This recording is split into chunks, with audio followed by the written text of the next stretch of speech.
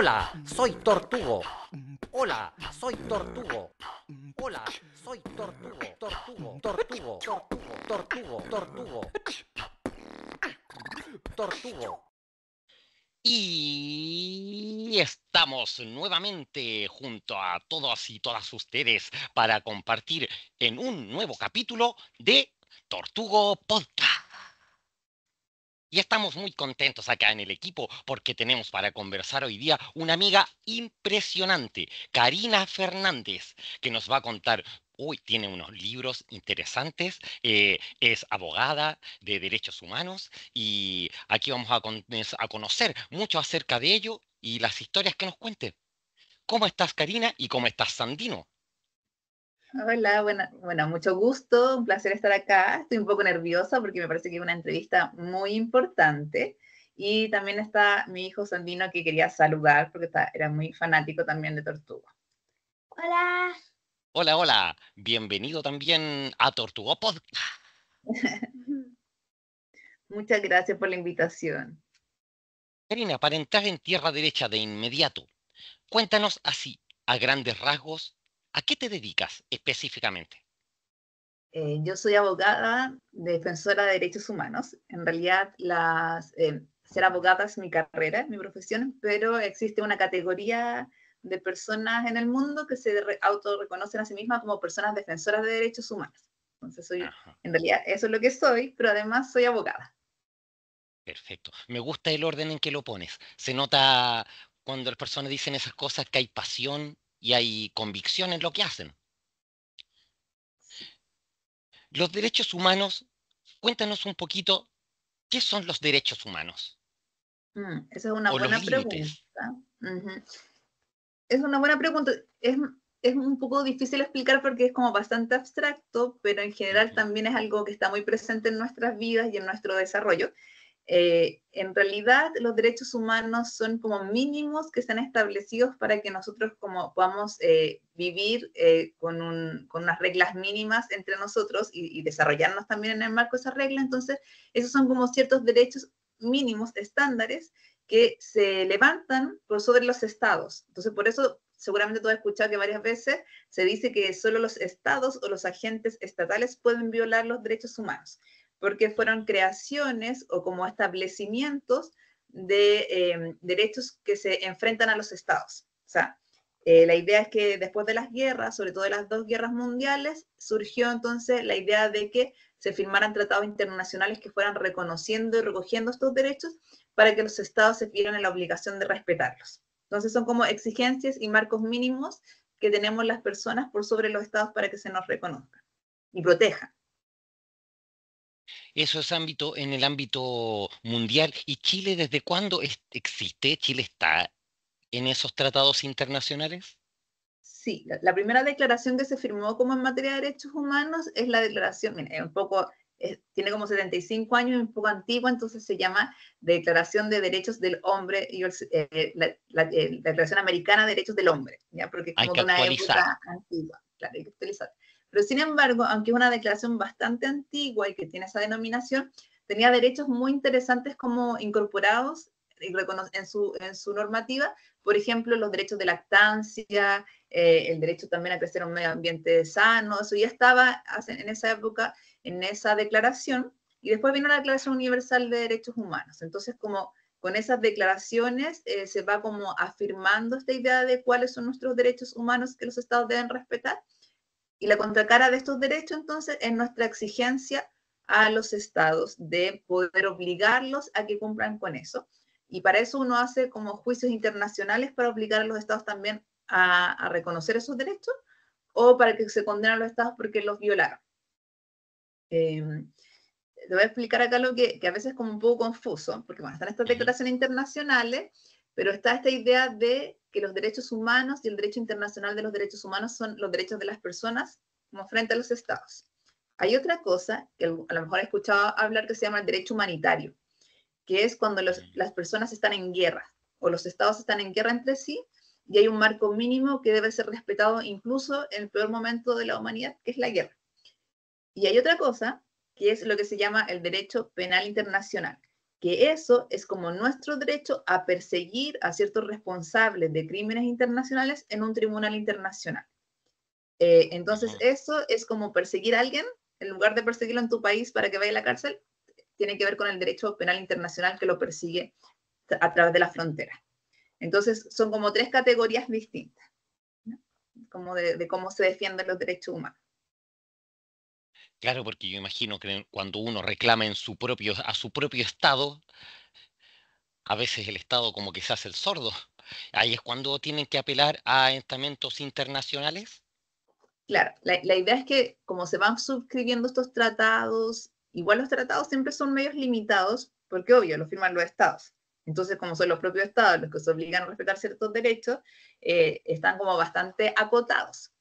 Eh, entonces, lo que uno hace es a través del ejercicio, y eso es lo que hacemos los abogados litigantes de estas causas, que a través del ejercicio de derecho y de los tribunales internos, ahí nosotros vamos como tensionando la norma. Entonces vamos exigiendo, bueno, usted cumpla con esto, Claro. respete este derecho, hágalo de esta forma, no se olvide de su obligación, y cuando eso igual fracasa, entonces uno hace una denuncia internacional. Y esa es una de las cosas que yo más me dedico, a hacer el litigio adentro en Chile, bueno, de algunos países exigiendo que se cumpla, y después en sede internacional. Oye, qué interesante. Tiene que ser mucho documento, estar leyendo bastante cosas, ¿no? Sí, pero sobre todo yo creo que como teniendo incorporados los principios como esenciales, yo creo Ajá. que es bastante importante para poder después ir como desplegándose y utilizando las herramientas apropiadas para como defender esos derechos. Oye, otra pregunta. ¿Tienes un libro? Yo lo vi ahí en la editorial LOM. ¿Qué me cuentas de eso? ¿De qué año es esa publicación? Ese libro, yo tengo, bueno, varios libros, Complicidad pero económica con la dictadura chilena, qué interesante. es muy interesante porque, sobre todo porque muchos de los que nos dedicamos a defender los derechos humanos, sobre todo en contextos de dictadura, nos tardamos muchos años en darnos cuenta de una premisa que es bastante básica, pero nos tardamos mucho en darnos cuenta de ella, que es que el fin, el interés, el primer interés de la dictadura era económico, y que los delitos de Todo mal. sangre, las desapariciones y muchas otras cosas terribles como la tortura, en realidad tenían como origen perpetrar un modelo económico que generó desigualdad, como sabemos, y que generó una nueva élite económica imperante, y darnos cuenta de eso, a quienes nos dedicamos a buscar a personas desaparecidas, fue muy complejo. Tardamos mucho tiempo en entender cómo esta lógica. Entonces, por eso el libro lo que hace una vez que nos dimos cuenta de esto, que también yo trato de ser como crítica, no solo de hacer estos análisis de la perversión humana, sino también de lo que nos demoramos en darnos cuenta de muchas cosas. Entonces yo me demoré mucho tiempo en darme cuenta de cómo la violencia sexual se había ejercido en la dictadura, me demoré mucho en darme cuenta de estas responsabilidades económicas y de los objetivos económicos de la dictadura. Entonces sentía que era mi deber como explicarle un libro, eh, que era este libro de complicidad económica, y ahí abordamos distintas cosas. Hacemos esta premisa primero de que la dictadura tuvo una finalidad eminentemente económica, y no hacemos cargo de lo que sucede en las cárceles, en el derecho laboral, en la ciudad, que también es un tema muy interesante, cómo también se hizo cierta distribución para que las ciudades tuvieran un cierto también dominio de las élites, en los bosques, en el desierto, también con los pueblos indígenas, y como en distintos planos. Yo además abordé el tema de algo muy triste que ocurrió en Chile, que fue la colonia Dignidad, y cómo también ahí hay como un modo económico y también un plan económico, y también el de la pesquera Arauco. Pero como te digo, es como que me da mucha vergüenza que no me demore tanto tiempo como en darme cuenta de la realidad del plan criminal. Es que yo creo que cada catástrofe humana es tan difícil de analizar desde dentro. Sí, Cuando está todo ocurriendo es un caos. Tú, a mí, ¿sabes qué me llama la atención y te quiero preguntar? Yo pensé que Chile estaba muy avanzado con el tema de derechos humanos después de la dictadura y con el estallido social. ¿Cómo están en este momento las personas que han sido presas o que fueron víctimas de perdigones, de problemas de oculares, o directamente la gente que fue torturada durante el estallido social? Sí, eso ha sido muy, muy dramático de varias formas. Hay como muchas formas que analizarla. La primera eh, es que hay impunidad. Esta semana, no sé si tú sabes, pero como se detuvieron a los supuestos responsables del asesinato de 3 carabineros. Y el presidente de la República dijo, en Chile no hay impunidad. Y yo estoy muy en contra de esa afirmación porque yo siento que en Chile solo hay impunidad. No solo respecto de la dictadura y de muchos casos de la dictadura que seguimos tratando de juzgar, Ujú. los casos de tortura en la dictadura tienen un 3% de condena, muchos de esos casos estuvieron en absoluta impunidad. Hay muchos casos de empresas, como yo mencionaba recién, involucradas en la dictadura que también están en la impunidad. Por ejemplo, recién se vio el caso de la pesquera Arauco, perdón, de la papelera, que era una de la papelera, ahí se hicieron desaparecer a varios trabajadores porque la propia empresarios de la papelera le dieron a carabineros el listado de los trabajadores que después fueron ejecutados y todos esos empresarios quedaron absueltos. Cheire, que no se sabe, pero fue un general de la República, que participó en las ejecuciones de Caravana de la Muerte en La Serena. La Corte Suprema lo condenó, pero dijo que como tenía un pasado tan relevante, en realidad lo iban a dejar en libertad. Entonces, todo eso para mí es impunidad. Exacto. Pero si lo vemos ahora, en los casos del estallido que tú me preguntas, claro, se trata de un país entonces cimentado en ciertas formas de impunidad, de injusticia y de clase. Entonces, las víctimas del estallido, mira, todas las víctimas adolescentes están en impunidad. Todos esos casos. Hay un 100% de impunidad en los casos de adolescentes víctimas del estallido, básicamente porque los tribunales no creen en los relatos de las víctimas adolescentes. Y eso es lo que vimos en el caso del Puente Pionón, que el tribunal no quiso creer en el relato de la víctima porque dijo que tenía contradicciones, a pesar de que él era un menor de edad, que tenía 16 años a la fecha de los hechos, y a pesar de todo lo que todos vimos, el tribunal absolvió. Pero por otra parte, en los casos que yo represento de homicidios del estallido, como el Alex Núñez, que fue asesinado por carabineros a patadas en Maipú, ese caso está en la absoluta impunidad. No hemos podido jamás detectar quiénes son los responsables porque como es la misma institución la que tiene que entregar los antecedentes, es muy difícil para nosotros como darnos cuenta de eso, y lo mismo con muchas víctimas de daño ocular, pero sobre todo porque ningún tribunal en Chile considera que los hechos son torturas o delitos graves, y en general, en los pocos casos donde han condenado, dice que fueron apremios o vejámenes u otro tipo de delitos.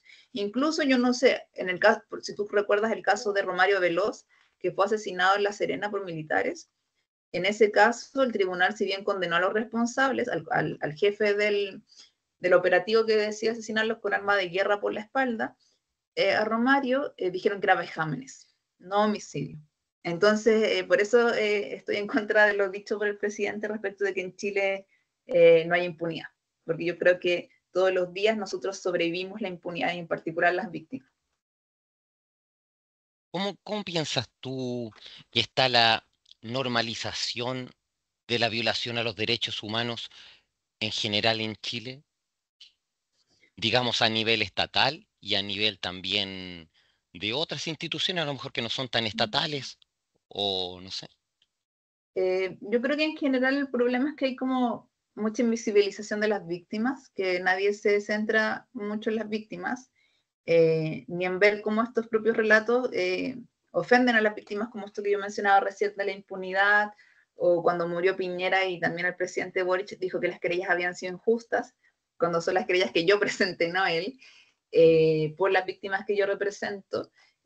Siento que eso hace mucho daño, pero sobre todo que los tribunales son muy imparciales, o sea, que los tribunales son muy parciales, no respetan el principio de imparcialidad y por lo tanto juzgan de manera distinta muchas veces las violaciones de derechos humanos. Y cuando hay impunidad de las violaciones, cuando se olvidan a las víctimas, lo que ocurre es que haya lo que se llama garantía de repetición, que es que esto vuelve a ocurrir, que fue precisamente lo que pasó en Chile. Es difícil, está complejo este tema. ¿Cuándo se ¿Tú crees que llegaremos algún día a lograr que los estados se comporten como seres humanos? Yo creo que no, que tal vez, bueno, los estados en general siempre violan los derechos humanos, eso es lo que yo siempre digo, y en todo tiempo y lugar, y también es muy complejo siempre defender los derechos humanos, pero siento que tal vez nuestra máxima aspiración es como lograr que la ciudadanía comprenda cuáles son sus Ujú, derechos, y esa va a ser finalmente la única forma de defenderlos de manera apropiada. Por ejemplo, en la idea de que nos transformemos todo lo que yo te mencionaba en personas defensoras, en que ujú, como que uno tome ese rol, por ejemplo, a través de las comunicaciones o lo que ustedes hacen justamente con el programa, con el podcast, de evidenciar ciertos temas que salen de la agenda habitual. Eh, por ejemplo, en que los niños y las niñas conozcan sus derechos, que los trabajadores conozcan sus derechos y, por ejemplo, hay un tema que es el de la independencia judicial, que yo siempre menciono, y que la gente no cree que es un derecho propio, el de la independencia judicial. Entonces yo digo, la mayor forma en que vamos a tener tribunales imparciales es cuando aprendamos que es ujú, nuestro derecho. mm. Y, por ejemplo, la corrupción, que la corrupción muchas veces también se ve como ajena, no se ve como que fuera una afectación a un derecho de nosotros, y también ir incorporando esas ideas nos transforma a nosotros más fuertes. No sé si podemos lograr que los estados algún día dejen de discriminar o de violar los derechos humanos, pero sí creo que nosotros podemos fortalecernos, y creo que muchas de las luchas que nosotros hemos dado durante muchas décadas es lo que permiten que ahora no se guarden silencio a lo mejor de muchas cosas. Por ejemplo, la fortaleza que yo veo, que he visto en la mamá del chico asesinado en el caso con Cripto en el norte, esa lucha de esa madre que dice: yo no me voy a quedar callada, yo no voy a dejar que los generales me digan que ellos van a hacer su investigación ni que estudien justicia Ujú. militar, a pesar de que estás pasando el peor momento de tu vida, que es la muerte de un hijo, además asesinado por el Estado. Como la fortaleza de esa madre, como que a mí me dio esperanza en que las batallas que han dado muchas madres en nuestra región, como que han dado algunos frutos. Mucha perseverancia, tantos años luchando. Tú, en el fondo, también cuando haces defensorías judiciales, vas implantando los nuevos tratados que se van haciendo internacionalmente.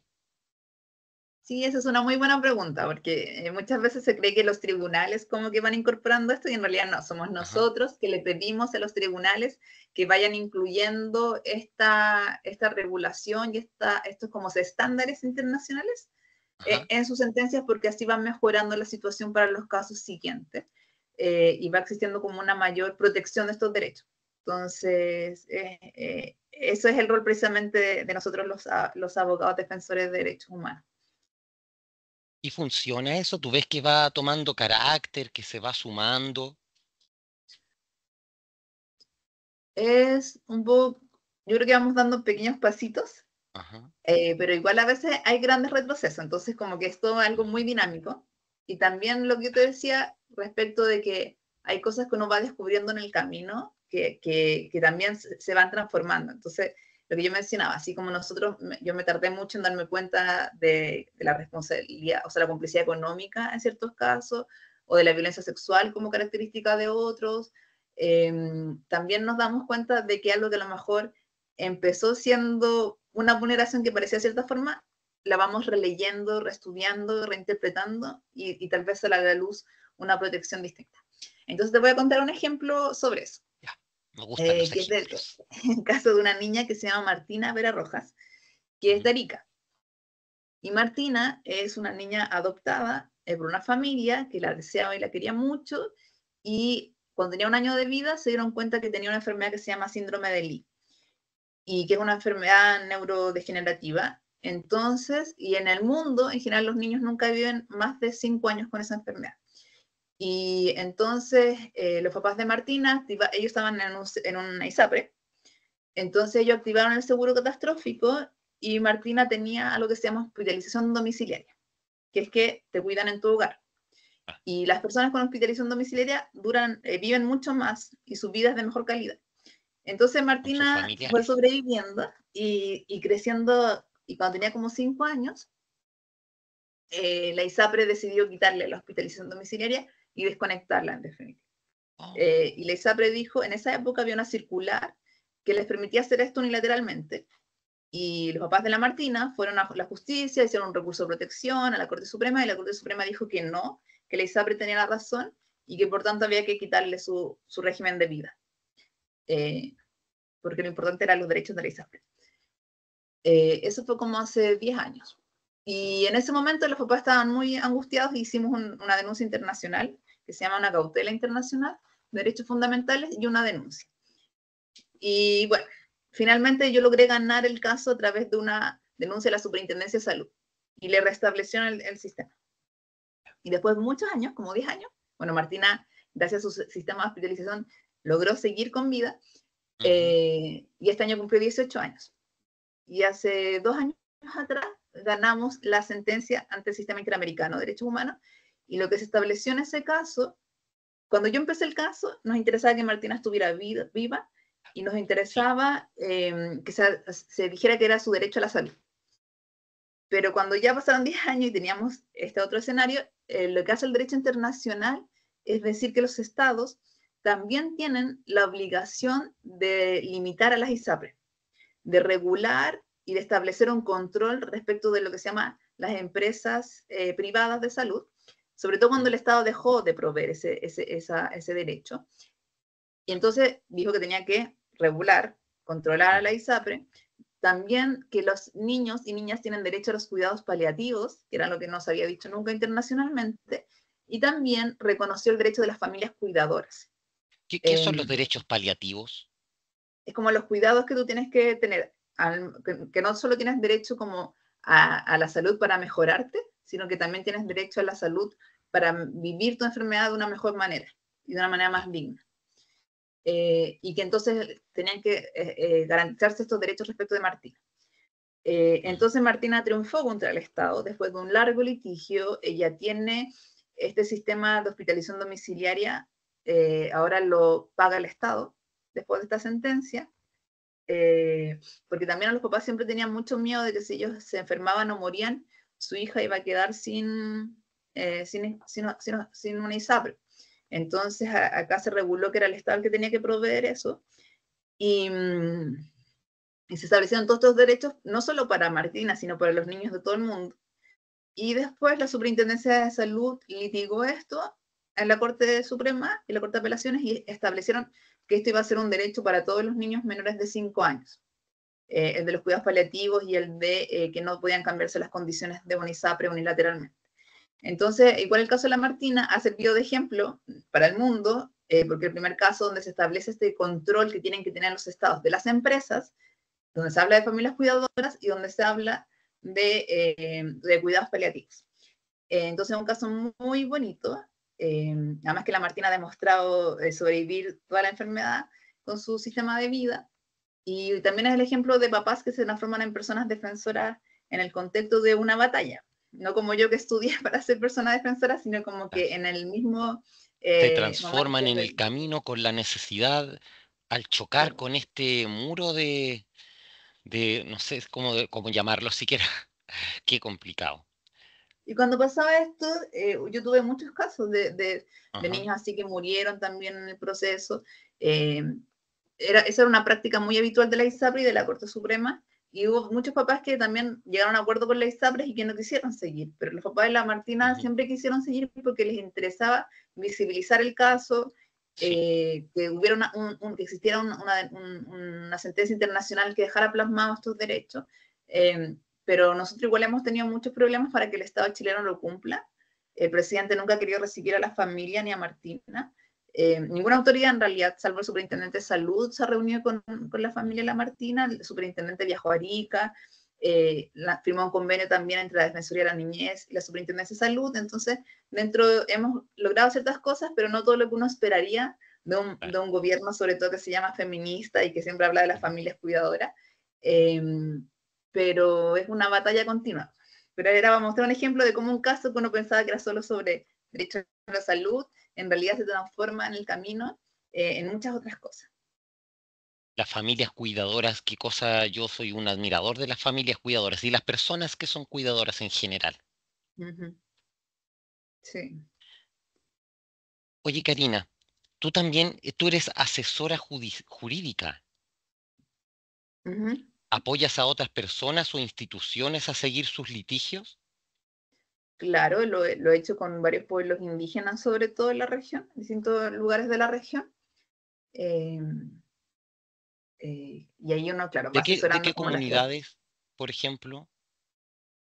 Por ejemplo, en Costa Rica, que a veces como tú que eres una tortuga marina conocerás bien Costa Rica, pero en Costa Rica hay muchas comunidades indígenas que han sido súper perseguidas, incluso yo representaba a los Bribri y a los Brorán, y varios de sus líderes fueron asesinados. Eh, eh, ah, pero ahí, un poco en Costa Rica la dinámica es distinta en Chile, porque en Costa Rica se supone que según la Constitución, todas las tierras son indígenas. Entonces, ellos Ah, han tenido que dar una gran batalla por recuperar ya este proceso de recuperación de esas tierras. O sea, como que la Constitución dice una cosa, pero la práctica hace otra, entonces las claro. comunidades indígenas están muy dedicadas a luchar por la recuperación de esos territorios, en particular sobre comunidades que son empresarios así como esos que tienen esos territorios gigantes con que comen muchas vacas y destruyen como la tierra. Entonces ellos han ido como recuperando esos territorios y transformándolos de nuevo en lo que los pueblos indígenas cultivan. También en Colombia están los resguardos indígenas, en Colombia, bueno, también están las comunidades afro que son muy relevantes en la defensa de sus derechos, y en particular en Colombia hay algo súper lindo que se llama la Guardia Indígena, que son indígenas que se organizan, comunidades indígenas que se organizan para defender el territorio. Y lo hacen con bastones de mando, que son muy poderosos y mágicos y no necesitan armas. Y así dan una lucha muy, muy importante por la defensa de los territorios y también durante las últimas protestas sociales que yo estuve en Cali, también la Guardia cumplió un rol bastante importante en la defensa de quienes se manifestaban. Eh, y también en Perú están los indígenas de la Amazonía, en varias comunidades también, que ahí hay una gran pelea por los territorios, o sea, por resguardo de los territorios, porque hay mucha también negocio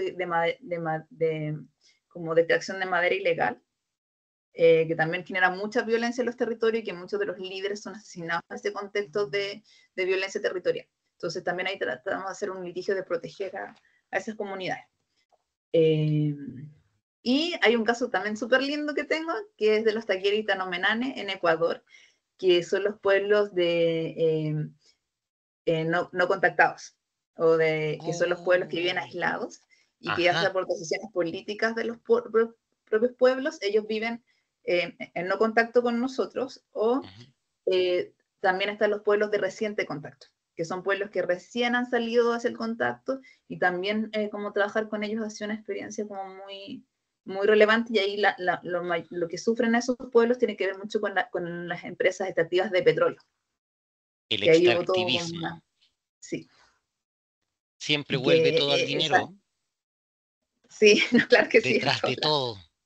sí, sí.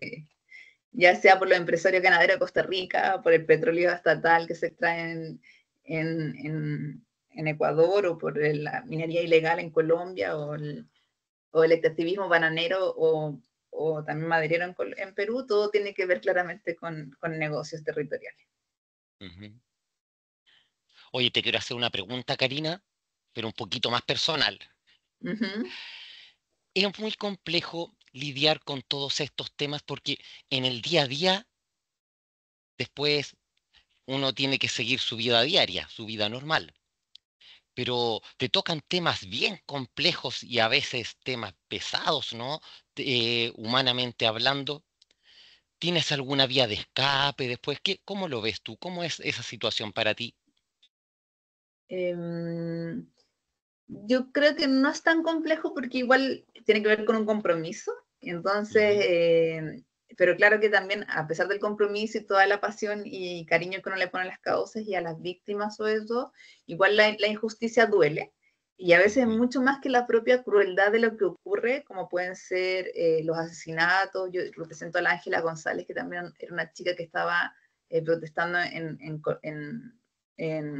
Colina, y un empresario del sector la asesinó con su vehículo. Cuando uno ve como esos casos y ve a esas familias que tratan de sobrevivir a esas situaciones, claramente es muy doloroso, pero la injusticia que representa el sistema después, el sistema penal, los tribunales que yo les mencionaba parciales, la justicia de clase, y la impunidad, eso yo creo que es algo que es bien difícil de sobrellevar. Yo creo que eso es lo más complejo, más que la propia tragedia o el dolor o la maldad humana que se puede evidenciar a través de homicidios u otros delitos. Lo más complejo son las situaciones de impunidad y de injusticia, y eso yo creo que es difícil de explicar y de sobrellevar. Pero en mi caso yo sí, soy muy feliz, tengo una red de apoyo súper linda, tengo socios que son igual que yo, con mi misma intensidad, entonces nos apoyamos un montón. Así que ya ando en bicicleta, que también ayuda. Y Deporte, cosas ¿cierto? así. Entonces, sí, y también como que uno es agradecido de las posibilidades que tiene, sobre todo trabajar en lo que te gusta, y de luchar por causas justas y de estar en el lado correcto. Entonces Ajá, también eso sobre da todo mucha energía. eso, qué linda labor. Desde ya una felicitación, que ha sido muy grato conversar contigo, Karina. ¿Alguna Sí. situación extrema? Uy, bueno, el estallido social fue muy violento.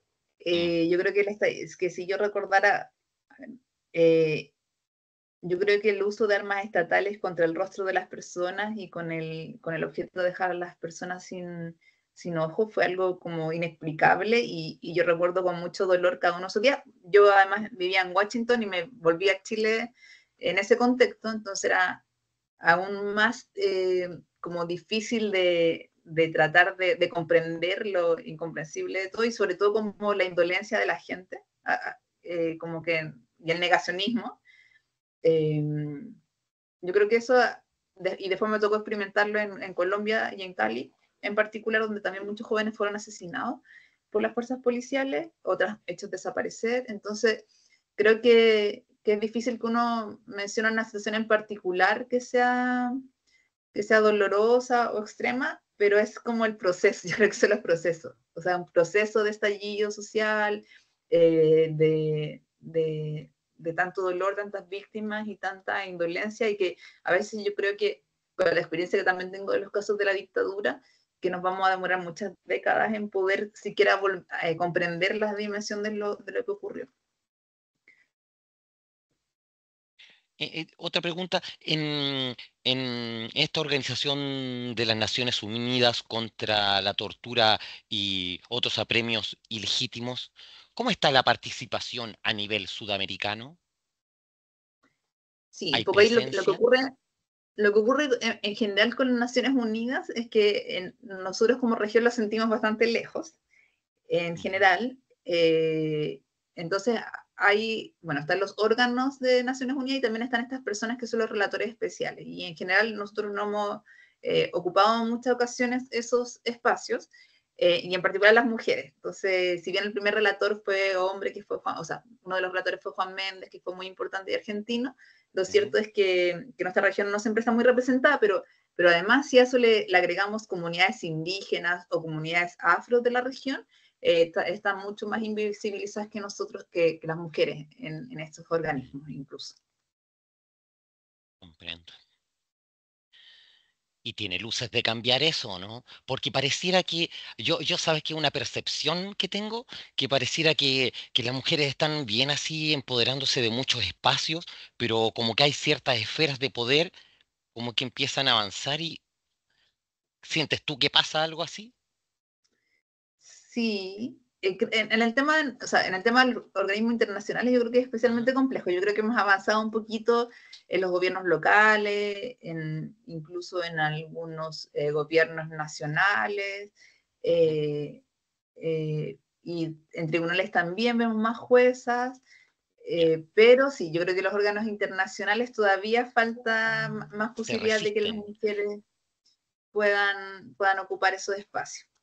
Y es extraño porque además, bueno, y además yo estudié afuera y todo, que ¿Mm? uno cuando tiene clase de Derecho Internacional de los Derechos Humanos en cualquier país, la sala está llena de mujeres. Entonces, como, y si nosotras estudiamos tantas mujeres esto, ¿por qué después en los cargos de Naciones Unidas se ven tan pocas mujeres? Pues como eso es un poco extraño. Un poquito más que extraño. Sí, Sí, porque por lógica lo que tú comentas son los números. Los números sí, no no, sí, mienten. claro, como que uno nunca tiene compañeros hombres en ninguna de esas clases y después, Ajá. Y pero después siempre son tienen los todos cargos de jefes. poder. Claro, sí, sí. A ver, ¿qué más te pregunto? Ya no sé, porque nos hemos paseado por varios lugares. Tú también haces artículos, como quien dice, ¿no? Sobre derechos humanos. ¿Eres editora? Sí, ¿Has sí, tenido sí, igual artículos eso, recientes, ¿no? sí, escribí recién bueno, he estado escribiendo mucho ahora de captura estatal, que tiene que ver con con un cierto control que tienen las policías de los estados, en particular en el caso chileno. Yo digo en nuestra región que en realidad las Fuerzas Armadas siguen controlando y gobernando nuestros países, eso lo he dicho particularmente en el caso de Bolivia, en sede internacional, y es muy complejo a veces de explicar ese control que existe todavía de las Fuerzas Armadas y de las policías, entonces he escrito esto de captura estatal. Eh, pero no es algo que me guste mucho, o sea, como por mí no escribiría, me siento como obligada siempre a tener que expresar una voz que si no, no estaría presente. Ujú. Entonces, ojalá más gente escribiera y yo no tuviera que hacerlo, porque, pero siento que hay porque prefiero, o sea, preferiría dedicarme solo a litigar. Pero hay tantas Ujú. veces en que se guarda un silencio, por ejemplo, lo que te mencionaba ahora de que el presidente diga que en Chile no hay impunidad y como que nadie dice nada, o que todo el mundo cuestionara a a la fiscal Chong en el caso del puente Pío Nono y nadie decía que en realidad era un caso de impunidad, o en este caso de esta cultura policial que domina los intereses en Chile y que nos impide a nosotros ir a juicios imparciales. Y otra cosa que escribí hace poco es el caso de Topógrafo, que es el caso de un general del ejército que se dedica a espiar a un periodista chileno, Mauricio Weber, cuando estaba haciendo la investigación de Milico Gate. Mm. Entonces, en ese caso, nosotros tenemos a un general en jefe, o sea, un general de inteligencia del ejército, que es Nasal, en prisión preventiva hace más de un año, y él se coordinó con un ministro de la Corte de Apelaciones de Santiago para ordenar esas intervenciones telefónicas, y también él está en prisión preventiva. Entonces, ese caso nos permitió demostrar también cómo el tráfico de influencias que hay también al interior de la Corte Suprema. Entonces, yo tengo una causa también ahora por tráfico de influencia. Eh, y otro problema que hemos tenido mucho en esta materia tiene que ver con el fiscal nacional, que, que también, a mi modo de ver, como que no ha hecho una defensa importante de la objetividad de la institución, y eso ha impedido que muchas investigaciones prosperen de manera adecuada, a mi modo de ver. Entonces tampoco hemos hablado de eso, que yo fui candidata a fiscal nacional y ese es otro gran episodio, pero creo que es importante eso, pues, que las mujeres participemos de los procesos, que participemos de ir denunciando lo que ocurre en nuestros países, que también en mi caso ha sido como plasmar la idea de que el crimen organizado no es algo que está en las poblaciones lejos y feo y que nosotros no vemos, sino que justamente rodea los espacios de poder, que justamente está en la cúspide de las élites, y que ahí es donde tenemos que buscar y atacar el crimen organizado y el tráfico de influencias y la corrupción y otros delitos que terminan afectando nuestros derechos más fundamentales. ¿Y el tráfico de influencia está considerado como corrupción también? Es que sí va a depender de hacia dónde va el tráfico, hacia dónde va ese tráfico, o sea, cuál es el objetivo. Puede ser es una forma de corrupción, igual que lo que yo te mencionaba de la captura estatal, Ajá. pero el tráfico de influencia tiene un tipo penal específico, que es el que yo estoy como denunciando ahora a partir de los antecedentes que surgieron en el caso de Topógrafo. Y la investigación, si bien estaba acá en Santiago en manos del fiscal Armendáriz, por alguna razón el fiscal nacional lo mandó a Valparaíso. Así que de hecho ahora tengo que ir prontamente a Valparaíso a ver Andar el por allá. caso, porque el fiscal nacional lo cambió de jurisdicción. Comprendo.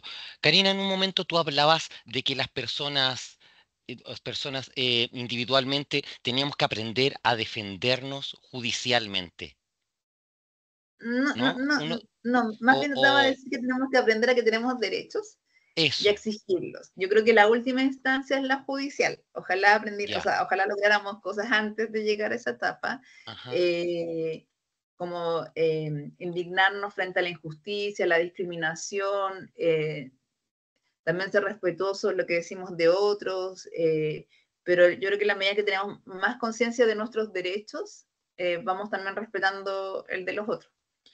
El derecho, por ejemplo, a la libertad de expresión, a, a la transparencia, o sea, a que nosotros, por ejemplo, exijamos transparencia de nuestras autoridades. Eso yo creo que es el primer paso de la lucha contra la corrupción.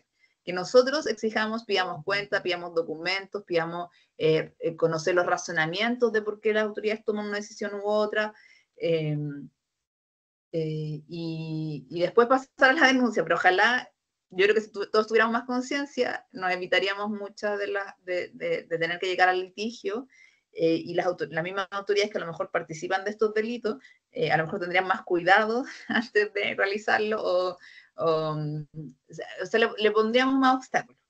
Y eso creo que no está. Ahora vienen las elecciones municipales, y de hecho, yo creo que enfrentamos unas elecciones municipales con harto descaro por parte de quienes han estado involucrados en casos de corrupción municipal, y muchos de ellos van incluso a la reelección.